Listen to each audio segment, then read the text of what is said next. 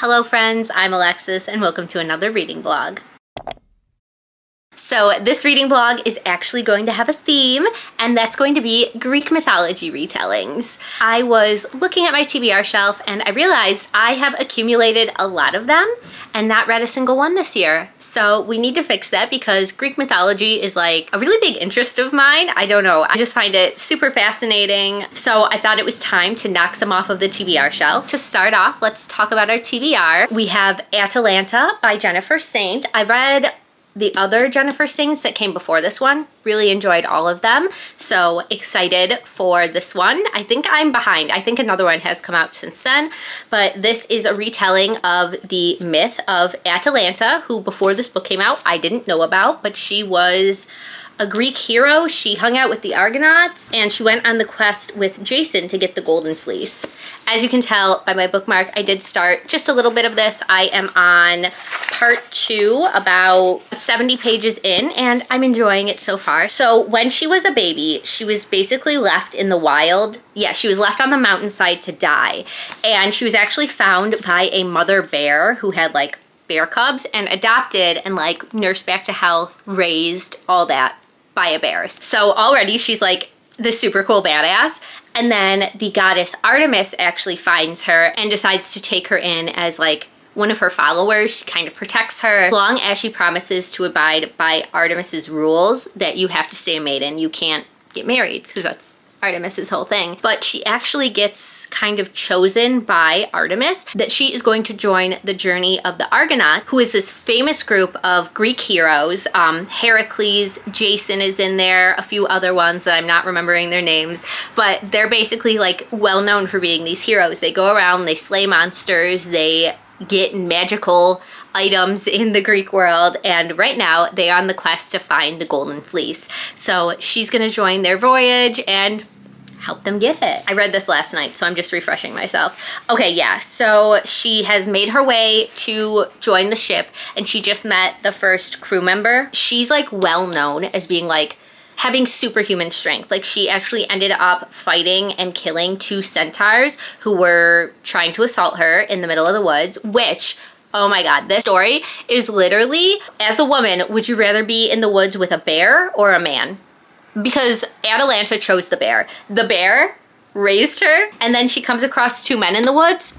Instantly they try to hurt her. Like, they've known since the beginning of time that the bear is always gonna win the argument. Anyways, so yeah, she's really well known. So while she is a little nervous that Jason and the Argonauts aren't going to accept her, she has a feeling with Artemis's blessing and like kind of recommendation that they'll let her join. Next up, I had to throw a fun, smutty Greek mythology retelling on the list, and that of course is Wicked Beauty by Katie Roberts. This is from the Dark Olympus series, and this is the 3rd book, the first one being Neon Gods, Hades and Persephone, and then the second one was Eros and Psyche, and now this one we are getting sort of a Trojan War retelling because it is following Helen of Troy, Patroclus, and Achilles in sort of a polyamorous relationship, I think. So very excited. I love Katie Roberts' writing and just like the artwork in the front. It's gonna be so good. And last up, probably my most anticipated on the list, because look at this cover. And that is Fruit of the Dead by Rachel Lyon. This is a retelling of Hades and Persephone, but more told from the perspective of Demeter and Persephone. So it's kind of more of like a mother-daughter story than like a love story. And this one is a more realistic depiction. It is really showing Hades as like the predator he was in stealing Persephone. It's also set in a modern world. So I believe in this one, Hades is Persephone's boss, and they get into a very messy relationship, and then we are just reading from Demeter's point of view, trying to help and save her daughter. I haven't really seen anybody else reading this. I know I saw it a lot when it first came out, like people picking it up, but I haven't seen reviews, so I don't know how it's gonna be, but I'm really hoping I love it because I love a modern retelling of a Greek tale. And then right now I'm getting ready because it is currently Friday the 13th, and I'm going to get myself a Friday the 13th flash tattoo. So if you're not aware, Friday the 13th is just a really popular day for tattoo shops to kind of do flash deals. It started at noon and it is currently 12:30, and I'm not like there yet to get myself in line, so I'm hoping it won't be too busy and I'll still be able to get in today. but I'm late to everything, so that's just how it is. So yeah, that's what we're going to do right now. And when I do that, I am going to be bringing 2 books because I am anticipating a little bit of a wait. I'm going to be bringing the audiobook for Atalanta for my drive down there, and then I'm going to bring Wicked Beauty on my Kindle and start this one. Because I'm anticipating a wait, I'll probably hang out at a coffee shop that's near the shop, depending on how long. And if not, I will just read while I get my tattoo. Hello again, we're back home. The tattoo turned out so cute. I will insert a picture here because right now it's a little bloody and leaky, so I'm not gonna show that on the internet. If it's healed by the time I finish up this vlog, I will show you, but I got it on the front of my, well, the front/side of my shin. It didn't feel great going over my shin bone like that, but she's so cute, and it was really fast. It was like maybe an hour. Definitely the wait for the tattoo took a lot longer. So I ended up waiting from 1 o'clock till about 4 o'clock to get in, just like doing the paperwork and everything. So during that time, I went to a coffee shop I really like and I read. So I was able to get a lot of reading done. So not too mad about the wait. So I guess I will start with Atalanta. I got to part 3, so I read about another 70 pages of this. Well, listened to. This was the audiobook I brought. So the drive and then just a little bit at the coffee shop. So we're really getting into the story. In part 2, they have started their journey. So we've met Jason and Heracles, and then there is another guy named Meleager who definitely is taking an interest to Atalanta. And the last chapter I just read, she did something that she shouldn't have. So yeah, I'm very interested to see where it's gonna go from here. They spent some time on this island. They encountered some cyclopses, so like things are happening, but I think we're finally getting to like the actual journey of getting the fleece now. There was a really cool scene with some harpies, so I just thought that was really interesting. I love the mention of like monsters in this, getting to see them, and then of course we know that the fleece is guarded by the serpent, so it's gonna be more to come. And yeah, I'm liking it a lot. It's very exciting because it's got the adventure aspects and we're just following her on this journey, but what I'm enjoying even more is Wicked Beauty. Like, I'm not surprised. I love Katie Roberts' writing so much. I don't know why I was putting this one off for so long. Like, I knew I was gonna be obsessed with it. I read almost 200 pages. I didn't even want to stop. I had to stop to drive home, but like, this is all I want to do. It is so good. So in this is also a more modern retelling. It kind of takes place in modern time. It's not like set in the past like Atalanta is, but this world structure still follows. Like the Greek gods are like the government kind of. So in this we start out and Ares has just died.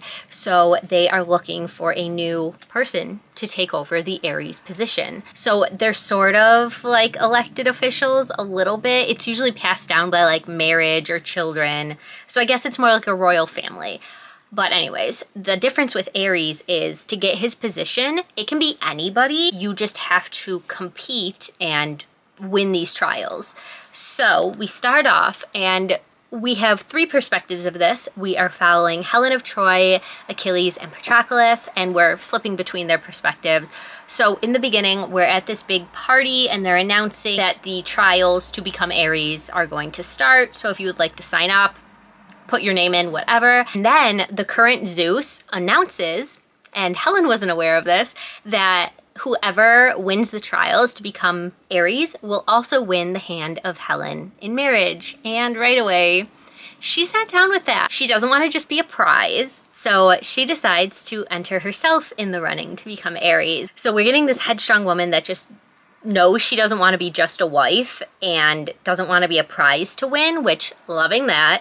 And then we're also getting this competition aspect. So all of the people who put their names in to compete go off to this like village, and there's going to be 3 trials. They don't know what they're going to be, and they're going to fight it out until there's only one winner. Well, it's not a fight to the death. Deaths do happen, so there's a little bit of a concern there because Helen is like she's a small woman and she's going up against like the best fighters in this world. So of course we have Achilles and Patroclus competing, but we also have Ajax, we have Theseus, the Minotaur, we have Hector and Paris, which are big figures in the Trojan War story.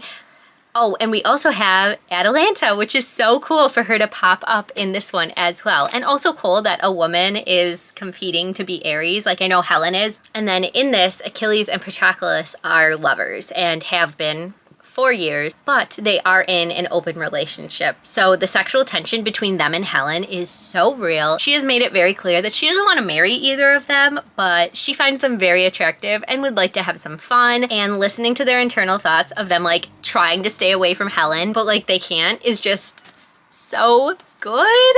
And the spicy scenes are just great. Katie Roberts is definitely my favorite author for that kind of stuff. I think I'm gonna try and finish this tonight.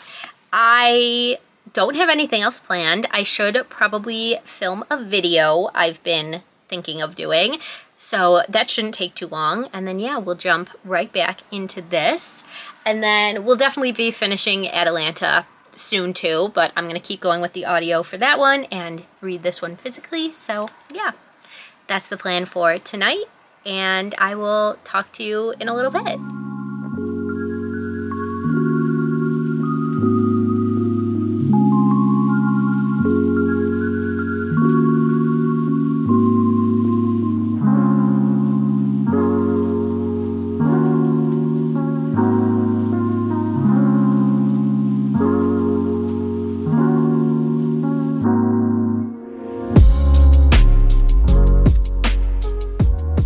Have a few things to update on because I did not talk to you again last night because I was too busy reading. So I have made it quite a way into Wicked Beauty. I've still been reading on my Kindle just because that's easier for me to read in bed. That way I don't need the light on. I can just flip the page with one hand. So I actually have to check where I am. I did not do this before turning on the camera, which would have been smart. I'm currently on page 216 and we got our first spicy scene with the three of them last night. It's a good thing I was not filming myself reading because like my face was probably bright red. It was so good. I really like this dynamic because it's not even like the two men are just obsessed with Helen. They're also obsessed with each other, and I just love this. The only thing is the spicy scene was 30 pages long, which normally I would say, is that necessary? But last night I was eating it up. That's just something with Katie Robert. Like any other book, I would say like, we don't need it to be that long, but with her, that's what we're here for. I don't really care about the plot. I'm just here for those scenes. But even saying that, I am still enjoying the plot. It's just, we haven't gotten too much more about the trials. We did the first one, and I think we're probably getting to the second one next. But yeah, that's where I left off last night. And this morning, we decided to go on a little coffee shop date, and I brought along Atalanta, mostly because I just don't think I can read Wicked Beauty in public. Usually, I can read smut in public, but that's just too much. So still really enjoying this one. And let's see, I made it to page 209. So I am in part 3 now.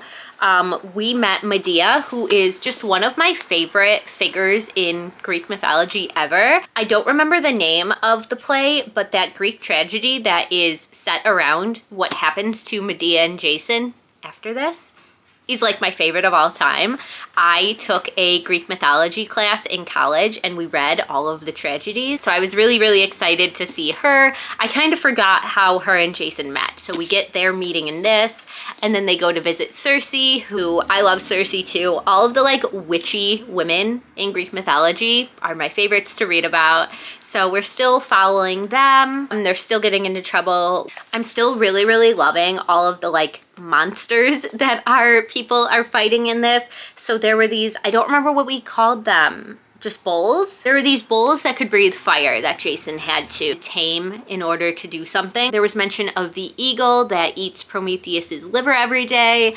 What else? We got sirens were mentioned. So like, I'm just loving all of the monsters in this. We're not like battling every single one of them or really interacting with them, but they're mentioned and they're here, and I just love that. And I love Jennifer Saint's writing. I love that this is like a classic tale, right? So it could be told in like a really dry, boring way, but she really, really brings it to life, and she just makes it feel like a modern fantasy novel, and she brings so much emotion into the characters, and I'm just loving this so much, and I'm so excited to have been introduced to Atalanta, who I had never heard of before, and like, she's so cool.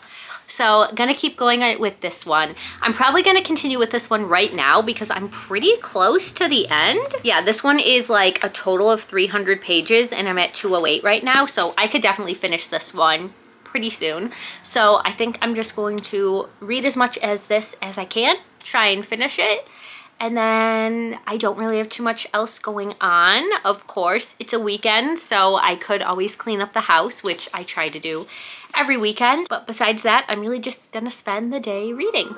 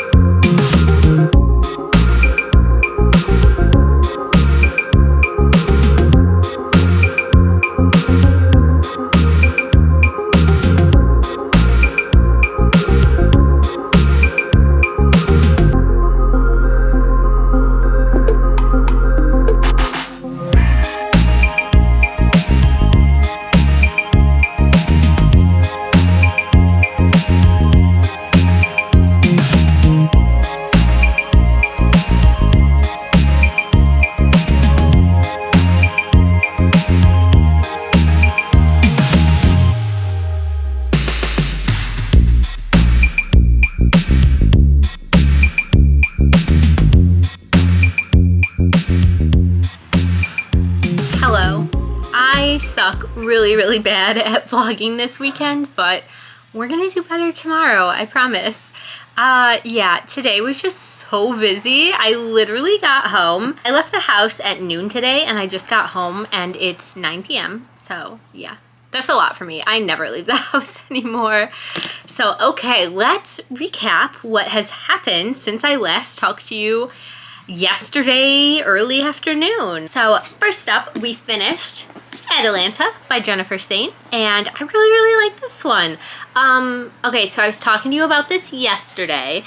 I just love the way she turns these into like, they feel like modern stories. This feels like an original idea, even though I know it's not. It's a classic tale, a myth, but like maybe especially because I didn't know this one going into it, like I was surprised every step of the way, and the ending, I loved it. I loved it so much. I did look up like the actual tale of Atalanta afterwards, and this one stuck pretty close to the original. There were a few changes, but overall it really followed Atalanta's journey in the real legend. So yeah, I like that for somebody who's trying to get into Greek mythology. I think she's a good choice. It's not too hard to understand. You really don't need knowledge of who these people are going into it. She does a good job of telling you who they were in the grand scheme of all the Greek gods and heroes and all that stuff. Highly recommend her. I'm really excited to pick up Hera is her newest one, and I do have it on my TBR shelf, so eventually I'll get around to it, and I love Hera. So I'm sure I will enjoy that one just as much. If I didn't already say, I ended up giving this one 5 stars. For most of the book, it was sitting at a 4-star. It just wasn't really giving me the feeling, and then the ending just wowed me, and I had to bump it up to 5 stars. I think just Greek mythology is really easy to please me.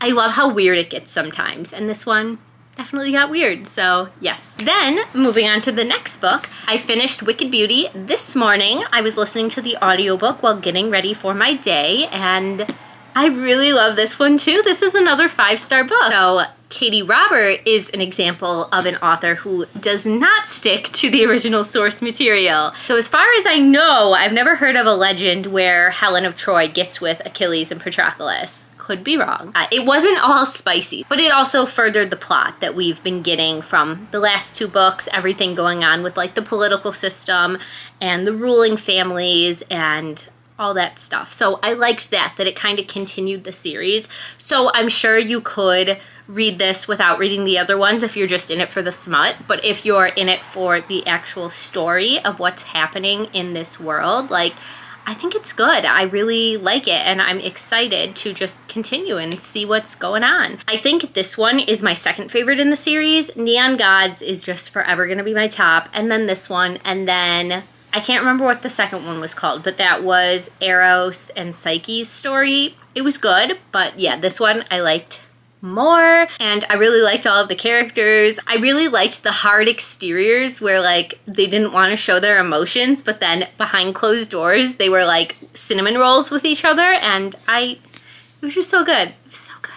And now we are moving on to our last book of the TBR, and that is Fruit of the Dead by Rachel Lyon. I did already start the audiobook for this one while I was driving around today, and I'm really happy to say that I'm liking it so far. So this one opens up where we're following our Persephone character named Cory, and it's C-O-R-Y, not K-O-R-E, which is the other name for Persephone. But I like that they kept that like reference to her original name.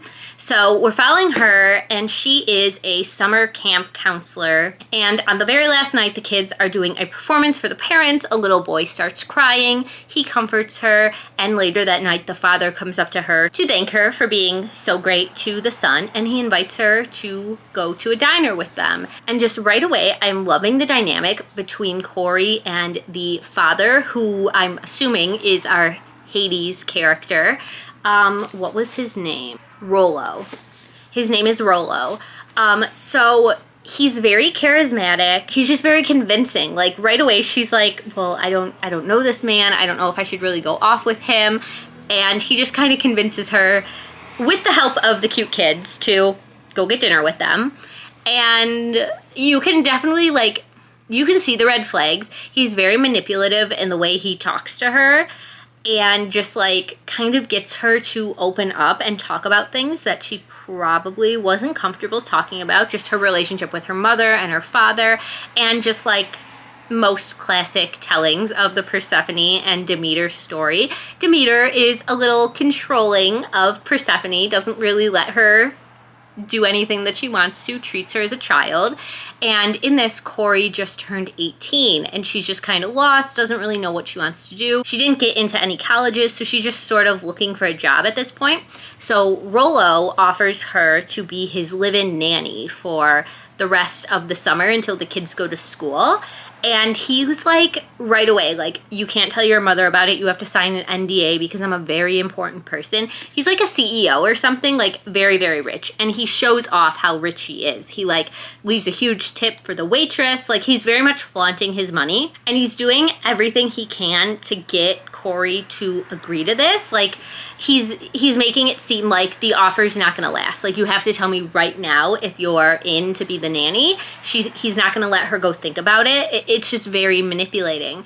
So she agrees, and he kind of persuades her with all the money he's willing to offer her and his big fancy house that she gets to live in. I just realized this is supposed to be a pill on the cover because Rollo is the CEO of a pharmaceutical company. Can't wait to see how that comes into it. And then we switch to Demeter's perspective, and she works in agriculture, as she normally does. And yeah, we are just kind of following her, getting her perspective. She does really, really care for Cory, but you can tell she's very overprotective of her and just worried about her being an adult now. And she really wants a relationship with her daughter, but she doesn't really know how to go about it. So at this point, I am on page 55. And I think I'll have time to read now. And I'm probably going to read a little bit more before bed, hoping to be able to finish it tomorrow. It's not too long of a book, and I have the audiobook to help me out, so I can hopefully listen to some while I work tomorrow. So yeah, that's it for now. So good night, and I'll see you in the morning. Hello, good afternoon. I am about to eat my very nutritious adult lunch of Impossible chicken nuggets and tater tots. So I thought it was a good time to come check in with you. I have been spending the morning working and also listening to the audiobook for Fruit of the Dead, and I'm still enjoying it. I feel like nothing has really happened. It's definitely a very slow, it's giving me like sad girl book vibes. It's very much like the Persephone character, Corey, is kind of lost in life. She doesn't really know what she wants to do. She doesn't have money. She's kind of getting herself into this dangerous situation with this older man who is probably going to manipulate and take advantage of her. So yeah, it's, is it wrong to say I enjoy books like that? But yeah, I like the character study. I just like a main character who's a little lost because I can usually relate to them. I definitely did not know what I was doing when I was 18 or even some days now. So I guess if I had to compare it to things, I'd say maybe it's a little like Woman Eating, just for like the slow kind of no plot, just like in a character's head type of story. And then a little like Luster by Raven Leilani, which I love both of those books so much. I'm listening to it on Everand, and I really hate that they don't tell you what percentage you are, or if they do, I just can't find it. But they do show you the tiniest little half circle there. I don't know if you can see it on the bottom. So it appears that I am almost 50%, so I guess like 40%. It says at the speed I'm listening, I have about 3.5 hours left. I'm definitely hoping to finish it before the end of the workday. Oh, and then like we're also still getting Demeter's chapters. They keep calling her Emmer in this, so I don't know if that's supposed to be her first name because Corey's last name is Ansel, so I think.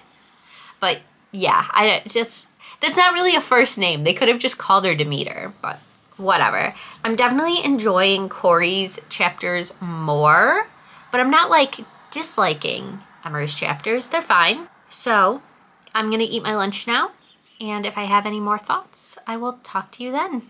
It is now the end of the workday, and it's Monday, which means I should be going to the gym, but I'm feeling really lazy, so I think I'm just gonna set up my walking pad and walk for a little bit because I've actually made really good progress. I've been editing a video today on and off when I had time, and yeah, I'd really like that to just be able to finish that real quick. I'm pretty close to being done. I'm gonna listen to my book while I do it because I really just have like the thumbnail left to do on the video.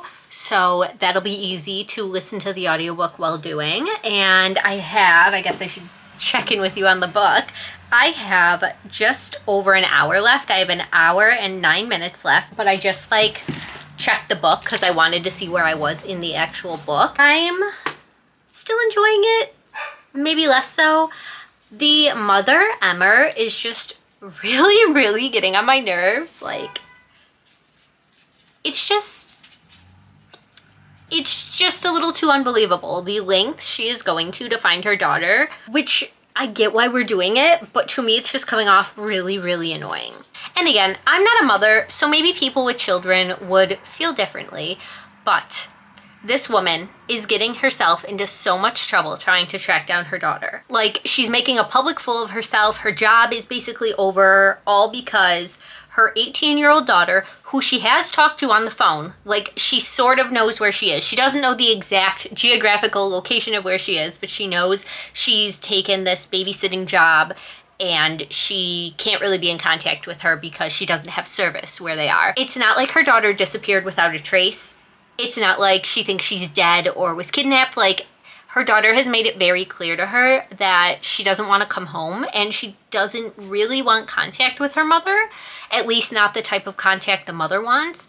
And now the mother, Emmer, is literally doing everything in her to hunt her daughter down and find her, and like stalker level investigation into trying to find who Corey's employer is. It's just, one, unbelievable that somebody would even be able to do this kind of investigation on their own, and then two, that somebody would actually go to these lengths. Like, if the author is trying to prove a point that like Emmer is unlike no mother, like she would do anything for her daughter, like I get that, but maybe make it a little more believable. Like, the daughter is 18 and everybody else in Emmer's life is telling her, your daughter has made it clear to you that she's an adult and that she's chosen to take this job. So, like, it would be very different if her daughter was literally kidnapped or underage. Like, it's not adding up the behavior of the mother. That's my complaint there. It's just annoying me. Hopefully it will get a little better. The situation with Corey and the employer is still giving red flags, but nothing too bad has happened yet. There's definitely some manipulation going on. He is the CEO of a pharmaceutical company, if I didn't say that earlier, and he has all these free samples of like these painkillers, and he's just feeding them to Corey whenever she wants, mixing them with alcohol, just really bad behavior that an adult should know better. And this 18-year-old should probably know better too, but I'm not gonna victim blame because she's being manipulated. So yeah, it's just a messy situation all around, but I thought it would get worse, go farther. I don't know if that's still gonna happen in the last 50-ish pages I have, 60-ish pages I have, so we will see.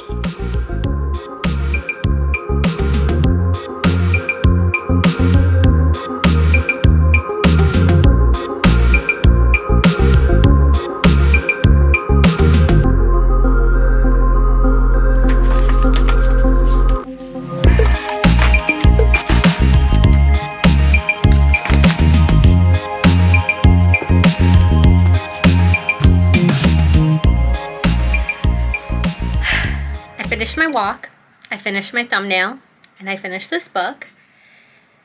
And that ending, it wasn't good.